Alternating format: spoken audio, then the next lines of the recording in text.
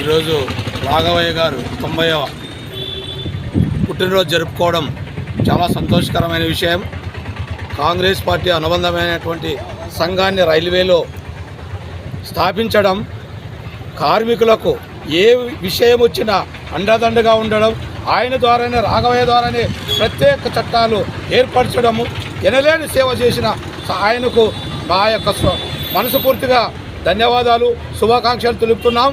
ముఖ్యంగా ఎక్కడ చూసినా కూడా ఈ భారతదేశంలో ఎక్కడ ఏ మూలలో ఉన్నా కూడా ఏ కార్మికునికి ఏ యొక్క ఆపద వచ్చినా కూడా ఈ సహాయం చేసిన వ్యక్తి ఎవరంటే ఒక్క రాఘవయ్య గారి మాత్రమే అని కూడా మనం ఈరోజు జ్ఞాపకం చేసుకోవాలి.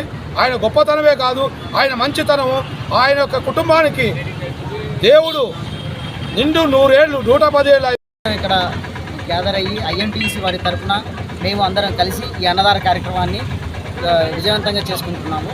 సో రాఘవయ్య సార్ ఇట్లాంటి పుట్టినరోజులు ఇంకా చాలా మరెన్నో చెప్పుకొని నిండు 100 ఏళ్ళు ఆరోగ్యంతో ఉండాలని మా రైల్వే కార్మికులందరి తరఫున సార్కి జన్మదిన శుభాకాంక్షలు తెలియకుంటున్నాను. జై హింద్.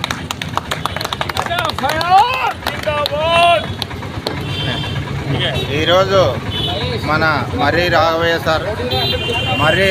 సారు నేటికి 90 సంవత్సరాలు.